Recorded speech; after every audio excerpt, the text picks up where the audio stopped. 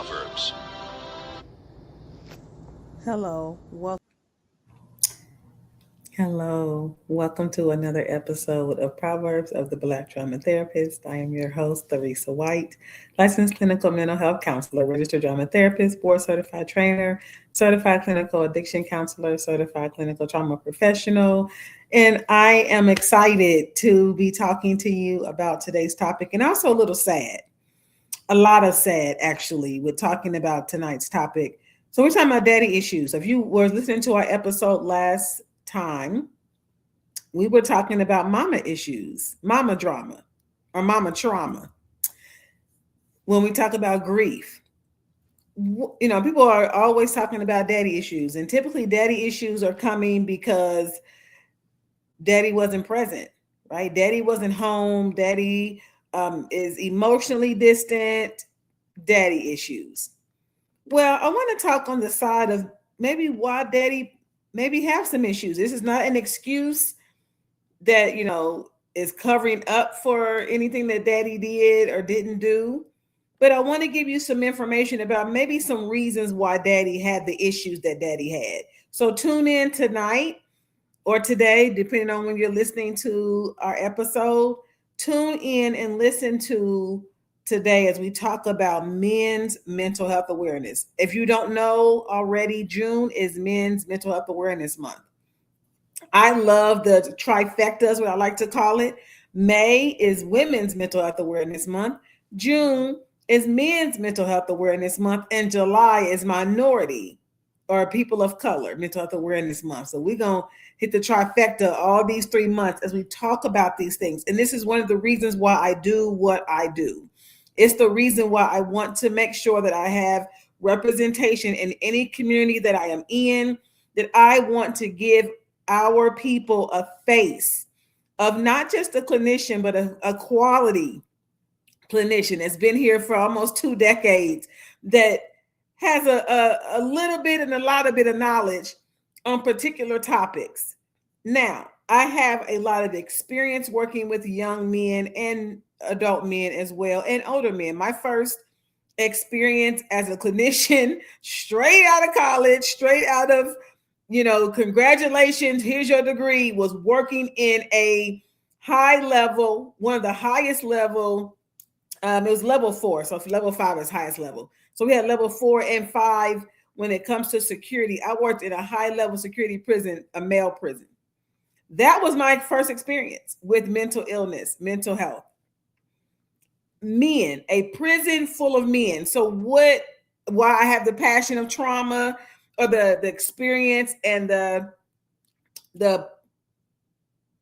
desire to help people heal from trauma, from grief, all of it, a lot of it, 90% of it came from working with males. I worked with youth incarcerated as adults. These are teenage males. The youngest was like 12 or 13, which breaks my heart that they're in a male adult facility. Yes, there was a juvenile, what they call a juvenile unit, but you still are bound by the laws or the rules of the adult prison, which is what I went to advocacy for. So when I tell you that I know a little bit and a lot of bit of what I'm talking about when we say mental health awareness for men, a lot of times it's lacking. It breaks my heart, but I'm gonna tell you this is why. Because I worked 4.5 years working with men and hearing stories, and it's really what drove the passion that I have, and really why I thank God that I don't feel burnout when I really work with trauma. I started off a little, rocky a little bit, but I'm definitely full fledged and ready to do the work as I have been for the last 2 decades. In the beginning, I was trying to take on too much, is what I mean by that. But you ain't here talking about me. I just want to give you a little bit of my background. So when I'm talking about this, I want to give a disclaimer. This is not a therapy session. It's information to encourage you to go to therapy. I know that you probably have heard it 20,000 times, and I'm going to say it 20,000 more times. We need a safe outlet. We need a place we can go that we don't have to censor our words. We don't have to censor our situations. We don't have to censor our trials, our struggles, our feelings, our anger. To the point, I mean, now I don't want, get to understand that we're not talking about hurting people or hurting, yourself or destruction, of property. Well, sometimes a nice anger outlet is punching something. And I'm not condoning punching people or punching something that can hurt. Punching pillows, punching mattresses. People do it and they don't tell you. Yeah. So there is actually a method to release stress in a healthy way. We'll get to that in just a moment because I'm a drama therapist and I am absolutely about releasing strong, intense emotions in the body out in a safe and healthy manner. So, as we talk about this, I'm going to give you some numbers that hopefully don't bore you too bad, but I want to give you some realistic numbers. These are what we call statistics, no names, but just numbers. So, about 1 in 5 men in the United States experience a mental illness every year. Now, again, these are people this is only the numbers of men that's reported this. So imagine the other 4, there could be something there, but they ain't telling nobody. Yet only 42% of the ones that do tell they have a mental illness will receive professional care. So we already got an issue that only 1 in 5 will experience mental illness, or 1 in 5 reported, I'm sorry. And 42% of that small number that reported will get professional care. So 60% of women receive treatment, which is a gap, right? Where's the men? Now, this is when we talk about delays in seeking help. I'm gonna give a couple of other numbers.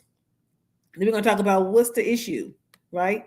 Daddy issues. What's the issue for daddy receiving help? In 2022, 17% of men compared to 29% of women reported having received mental health treatment, which is 29% is still really low. But historically, women are nearly twice as likely to get mental health care or any type of care than men are.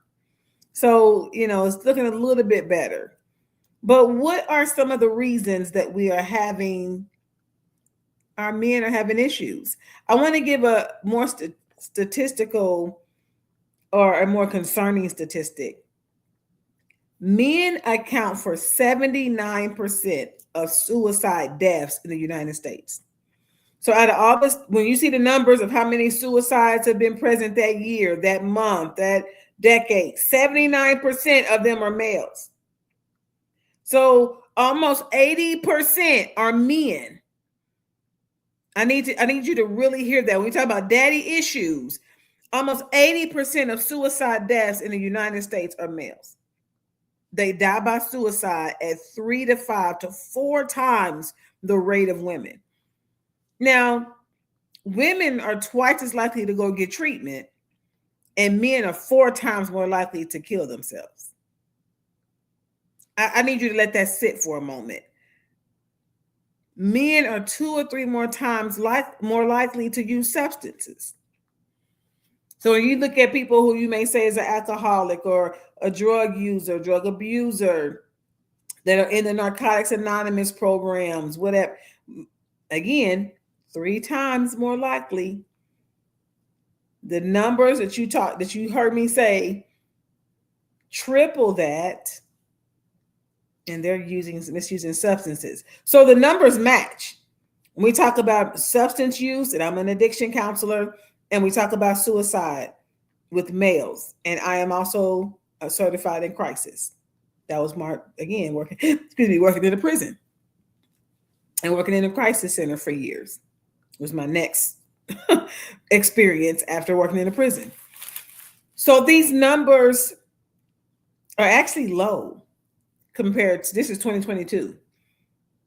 So when we talk about mental health awareness, we need you to be aware that your men have issues. And I know we talk, well, of course they do.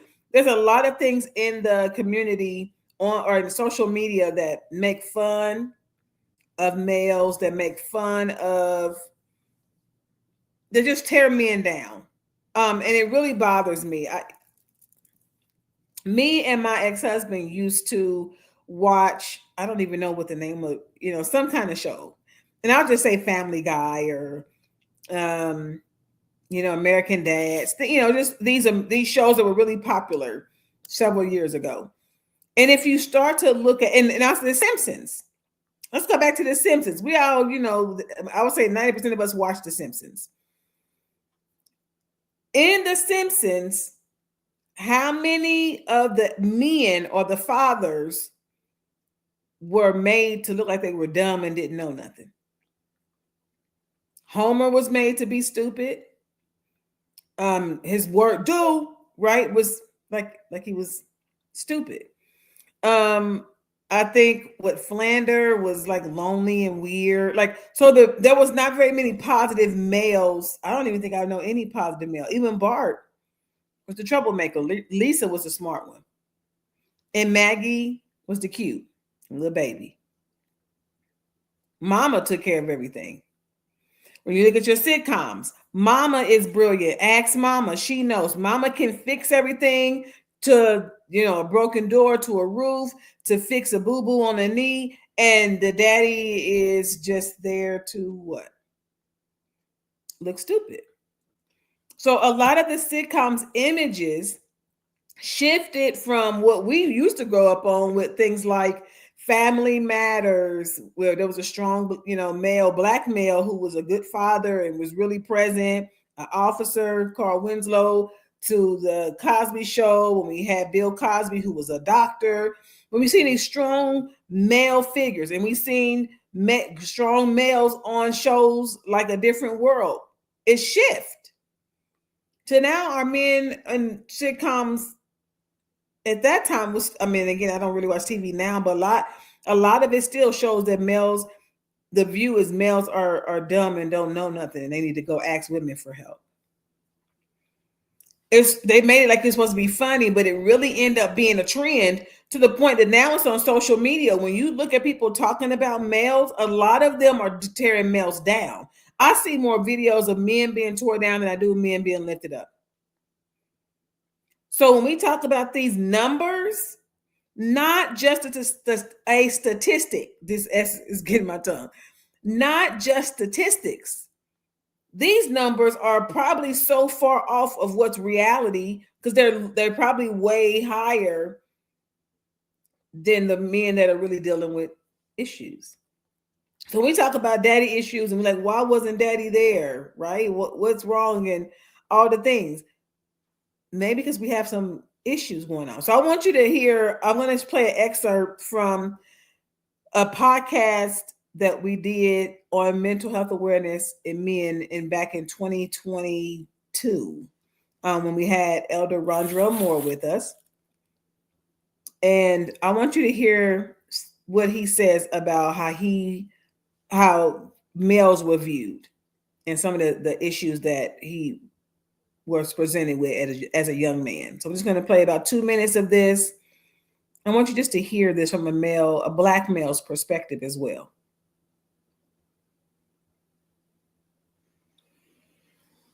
Talking about mental health in a minute, I think that's something that's, as I think about it, kind of built in to us. This idea that, stay humble, and definitely we want to stay humble, but there can be a fine line between humility and lack of self-confidence, which can be harmful, I think, as you move forward. So I wrestle with that. I do. I wrestle with, should I say this? Should I not say this? I don't want to give too much, but I don't want to give enough. So it's struggle for sometimes. Yeah.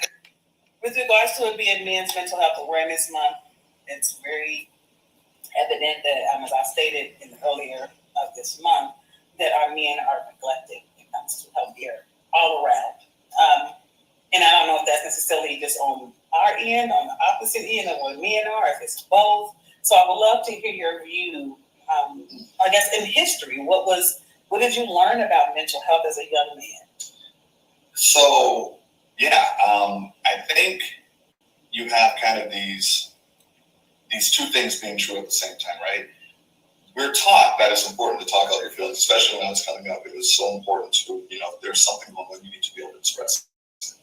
And so I was encouraged, in my household, I was definitely encouraged to speak different things. But at the same time, I saw that wasn't happening in so many places. And so whereas in one space I would be encouraged to speak out, when it came to school, when it came to and I'm going to say church, I don't mean necessarily all parts of church, but I mean young people's groups, the boys who were like me, it was definitely discouraged. I raise my hand and I say something. Why is he always talking? He talks all.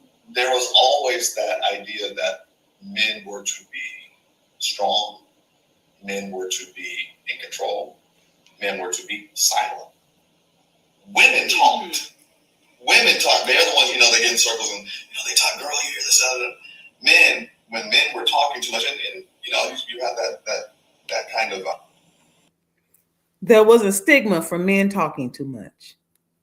Women were seen, what he was saying was women were seen to be okay to talk, even though men are told, talk about your feelings, yet they got a stigma or talked about in a negative light when he was talking, is what he was sharing.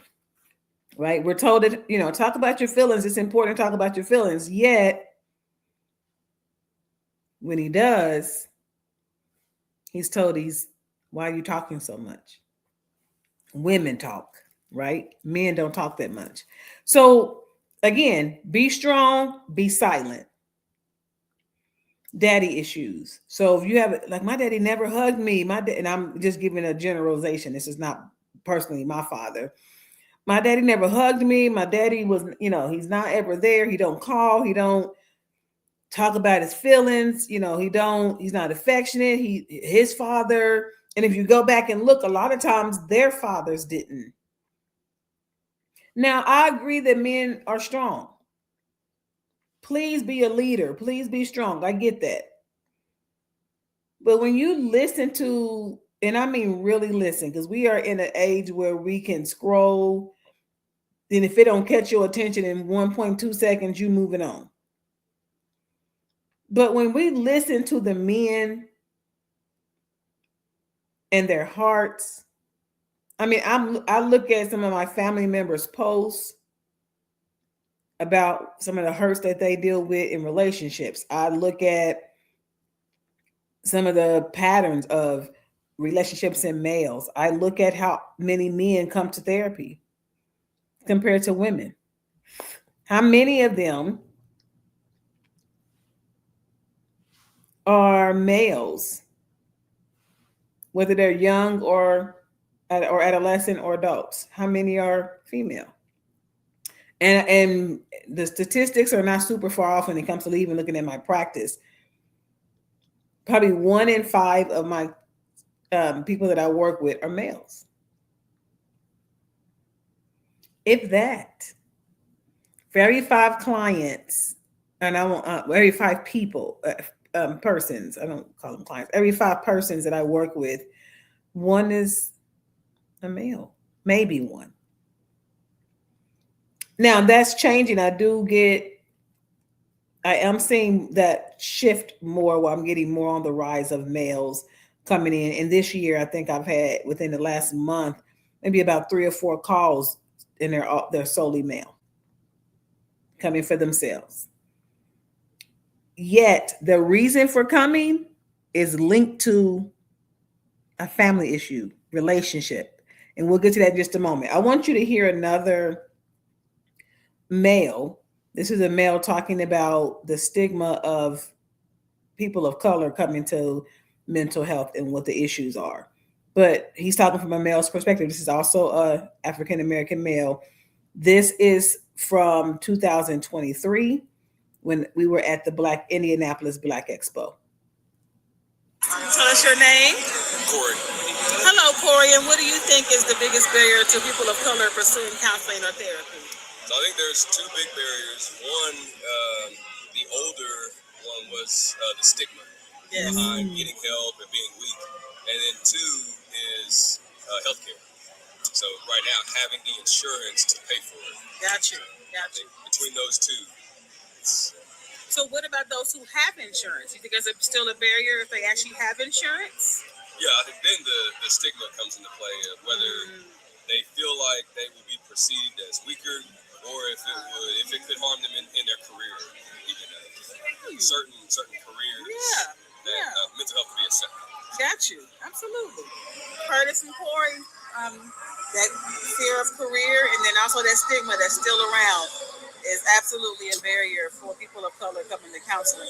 Hopefully we can help with that. So thank you so much, Corey, for giving us your feedback and your thoughts. Thanks a lot. Yeah. Did you hear his first answer? The stigma of looking weak. That asking for help is looking weak.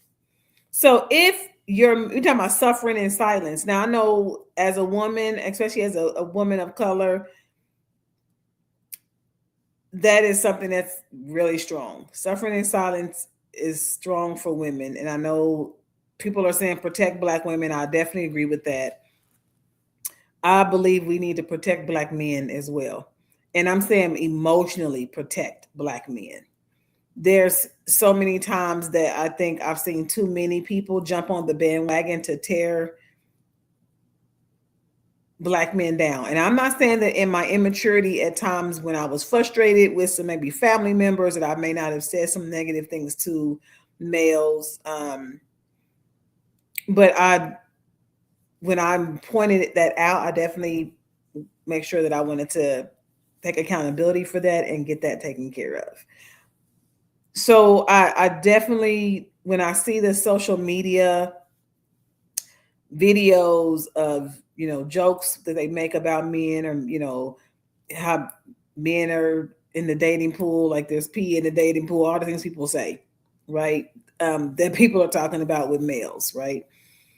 There's no, ain't no more good men. I mean, people say things like that. And it's like your men hear that. Your young boys are hearing that you're saying there's no more good men. Well, I hope so, because your sons are the men that are coming up. Your sons are, for some of us, our sons are the men. And so when people say that, then your son is in that number, your brother is in that number. And some people can say, well, my brother or my son, or, they ain't. Well, hold on. Because one of the things that I've heard men say, multiple men say, of all races, but we're, as we talk about males, period, we're going to talk about men in general, but I want to focus particularly on men of color, African-American men. I've heard men say, like, we get tore down in the world enough. We don't want to come home and also get tore down. So the same way, like, when I got talked about at school, or when I got bullied at school as a child, and even as an adolescent, at times people would make fun of you. We called it joning, people joned on you, none of it didn't feel good. But it felt even worse to come home and have your own family members, people that say they love you and got your back, support you, tear you down. So when we talk about daddy issues, there's so many daddy issues of hurt, issues of them being betrayed, issues of people breaking their heart in relationships. It ain't just about women being cheated on. Men have been cheated on. I didn't see some raunchy women out here in this day. And I'm talking from teenagers all the way up. I'm like, whoa. You think it's the men, it's the women. Men are abused physically and they don't talk about it. And I have a podcast about that back on in October when we talk about men or Domestic Violence Awareness Month. Men are dealing with some very heavy things. And I've heard, we've heard, and I don't know if it was Chris Rock, but whoever said it, I don't remember who it was, that was saying that males are the only people that like nobody loves or that doesn't get love without condition. Like your children, you love unconditionally. Women get love unconditionally because they're your mom or things like that. But men have to do something to get loved. And I thought about that, like, wow. First of all, that's not true. I don't think about that about my son. Now, The same way that I wouldn't want my adult daughter laying up in my house and she's a well-able body and she don't want to help me. I definitely don't want my man son the men are leaders in the community, whether you want to be or not. God has ordained you, called you to be men to lead. That is on you. You can't change what God has made in the identity of males. We can't change that. Yes, you are leaders. So when the leaders are falling, guess what's happening to the rest of the community? The community falls. That's why it's so important to have great male leaders in the home, in your churches, in your community organizations, in your government. You need men of integrity. And if you don't have that, we breed all type of issues. So I that breaks my heart that some men feel like they are only loved if they're producing or doing something, which I mean, I know women feel that way too, but we're not talking about women today. We're talking about daddies. So imagine being a father who's doing all these things and and again, I've heard many of the men say it when I work with our families and couples, that they are doing things and they are just seen as they're supposed to do it. So there's no appreciation. And there are some men who do say, yeah, I'm supposed to do that. You don't have to say thank you to me. But you have to know your man, because some men want to hear and need to hear thank you. The same way you don't want to be told you're supposed to do something, even if you are like, I'm supposed to take care of my children. I'm supposed to feed my babies. But when they get older, yes, I want appreciation. Yes, you want appreciation from your children, even though they can say, well, I didn't ask to be born. None of us did. None of us did. So we're not here acting like, so all that to say, I don't want to get up too far off the topic. Please show appreciation to if you don't hear anything else I say, verbalize appreciation. I know we have Father's Day coming up. We have and again, Father's Day is a really sad holiday when it comes to commercials. I think I've probably seen 2 advertisements for Father's Day in my city, talking about a Father's Day comedy show, and maybe like another Father's Day event that's on like a kiosk. I haven't seen commercials. I'm not really in the stores a lot, but usually you can see Father's Day things all around. People, because you got with Mother's Day, you got Mother's Day things all around. You got flowers everywhere in front of the stores. You got kiosks, things. You got big billboards. I don't see a lot of that for Father's Day. So again, the same way we talk about that sitcom, imagine what that shows to the image. So when we talk about these men who are saying, asking for help builds a stigma of weakness. And men, as you heard Elder Rondrell Moore say, men are supposed to be seen as quiet and strong. So how can they be strong and quiet, but then also talk about their feelings and not let it build up and not have issues? Because if I had to hold in all the things I deal with and never talk about it, I'm going to have issues. I'm going to blow up and start throwing chairs. I'm going something. Our system, male or female, is not meant to hold intense emotion and not release it. That's why I was talking about the anger before.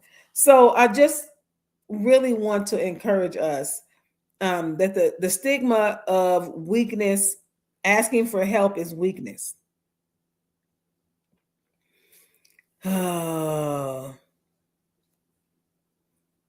So I will say that most of as I said, the masculinity view, not only weakness, it's failure. Asking for help is failure. Asking for help is saying you couldn't do it by yourself. Now, logically, we know that nobody can do anything by themselves. Nobody was birthed here by themselves. Nobody is here solely because they did something themselves. People fed you, people clothed you, people got you to and from. Even if you don't have all the healthy bonds or relationships that you would like to have, somebody helped you get to where you are. But somewhere we have got this stigma and belief is really what it is, this false lie in our minds that we are supposed to do things on our own. And forgive my religious statement, the devil is a lie. That's not true. That's nowhere in the Bible that says, oh, do it by yourself. But it says, fear not, be of good courage. Why? Because I am with you, is what God said. The ultimate father, the ultimate, if you want masculinity to the max, the ultimate strongest being in the universe tells a man, be strong because I'm with you. Which means you can't be strong on your own. You have, the only way you can be strong is knowing that the strongest one is with you. How could, Joshua be strong? How could Moses be strong? How could David be strong? Because God, the strongest being is with them. As he told Moses, be strong. I am with you. Who do I say sent me? I am. Somewhere we've lost that truth. And we've been telling, and that we've been picking up the deceitful lie that the devil has been laying down of do it by yourself. Because we want the accolades of I did it. But even if you didn't do it alone. Even if you had a business, somebody bought your product, so you needed somebody's help. Somebody helped you pack it. Somebody, you got reviews. I mean, somebody had to help you some kind of way. Then people worry about, as the man was saying, Corey was saying, that worry about your job, the loss of identity, how you're viewed in the community. Again, I talked about those sitcoms. The fathers were looked at as jokes. And actually, when me and my ex-husband used to talk about it, we would get irritated, like, that's ridiculous. And it made us not watch the show for too long. We was like, this is what they produce fathers to look like. So when we talk about image, and you talk about your children's image, the women's image of like being, you gotta be so skinny and you gotta look so tall, be so tall and have these features. Men have a certain image that they are put out there too. That you gotta always know the answer. You gotta always have it together. You need to always have the money. And what happens when you don't have the money? I'm gonna talk very candid. I have family members who have committed suicide. As a therapist, and even before therapist, I have family members that are no longer with us by their own hand. And when we talk about men's mental daddy issues, when you say daddy's absent, you know what the Lord says about sheep that are absent? This is what Christ, again, we're talking about the being with the most compassion, the most masculine being in the universe. What he says about people that are missing, daddies that are missing, males that are missing, that he leaves the 99 to go find the one, the sheep, the lost sheep. Instead, now I ain't saying for children to go chase their daddies and things like that, but I mean, if the Lord puts it on your heart to do that and you're an adult, by all means. But I do think that there is a community responsibility that we have to our men to not leave them out here alone. Again, even before the fall, before sin showed up, and I'm referencing so many different scriptures I know, but this is where I feel like this is where I've lost it. Because when we don't do things God's way, chaos is sure to come. We see it in the garden in Genesis. So, Adam doing his thing. And what did God say about Adam at the time? And we didn't say, oh, Adam, you're defaulted. This is the perfect man. There is no issues with Adam. The Lord himself made him and made him in his image. And he said, it's not good for man to be alone. Which means men are not supposed to be trying to take care of things on their own. Men, hear me. And I know that a lot of times it's going to be women listening to this episode. But if you got a man, please share this. I want them to hear that the Almighty, the King of the universe, the Lord Most High said, you as a man, you are not to be alone. And I ain't talking about just marriage. What he's saying is the the responsibility, the dominion that he's giving you is not for you to handle on your own. I'm going to give a help meet for him. Meet, M-E-E-T, means necessary. A help that meets what he needs. So God has people, the Most High has people that's going to meet what you need. You're not supposed to take care of things on your own. You're not supposed to suffer in silence and try to figure it out in your head and then come talk to somebody. No. You have helpers around you. If you're not a married man, even if you're a young man, ask the Lord. If you are a praying man, and if you're not, start becoming one, because we in that time. Ask the Most High, who are my helpers in this season? And, because I understand that people are not, we got some people are Judases, got some bad intentions. I get that, but everybody doesn't. There are so many men looking for a man just like you, looking for somebody just like themselves. Like, where is a man that I can be vulnerable with that ain't going to look at me like I'm weak, that knows that I, as a leader, I still, again, Joshua was leading people, still got fearful. My leader's dead. Moses was his leader, and now my leader gone, and he dead. And the Lord said, Moses is gone. I mean, and then there was times when Samuel was crying about the Lord taking the kingdom from Saul because he messed up, and the Lord said, stop crying over him. Why are you mourning? I rejected him. What? Now let's move on. I got somebody else. So I get that there are moments that you can feel sad because people are not doing you right, but that means the Lord already got somebody else. He had a David already on the backside, taking care of the sheep, waiting to take the place. So when people are not treating you well and you got some Judases around you, know that you got some Peters, some James, some Johns. You got the other Judas, because people keep forgetting there was a second Judas who was not the Iscariot Judas, not the traitor. You got Matthews, you got Luke's, you got Mark's, you got all these other people that's around you. Just because you have one person who did you wrong, 11 others had your back till death. I'm giving that example for Christ's disciples. But the same way, if the Lord Almighty would give him 11 loyal men plus women, and he didn't stop because one was betraying him. And yes, that betrayal did lead, I get that it led to death, but that was a whole different thing because we know he came to die. The point I'm making is you're not meant to do this alone, men. And the enemy has been lying to all of us, telling all of us, oh, let them do it by themselves. Let them figure it. Now, I understand, again, letting a man learn and be strong. But again, you're not meant to do it alone. Again, Adam wasn't weak. It wasn't because he was weak or just couldn't figure things out. He named all the animals. But the Lord knew that the responsibility needed help because it wasn't going to multiply without help. You can't multiply without help. You can't have seed or your image in the earth multiply without help. It's a kingdom principle that comes from the heavenly king himself. You need help to multiply. You need help to make things grow and get bigger. You need help. And it's okay to get it. It's okay to ask for it.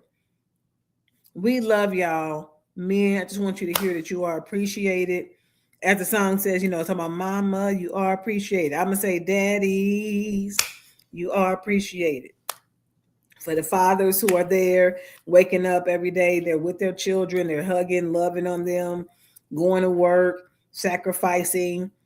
They're present with their spouses or with their friends or whatever you may be doing in your circle of life. We appreciate you.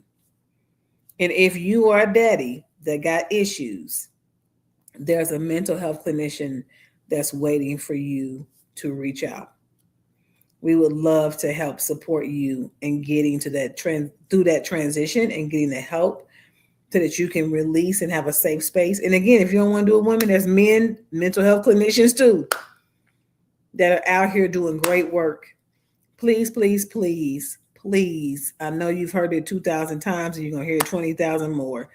Please find help. If you got insurance, again, he said that was an issue. There are some free services. Therapyforblackmen.org.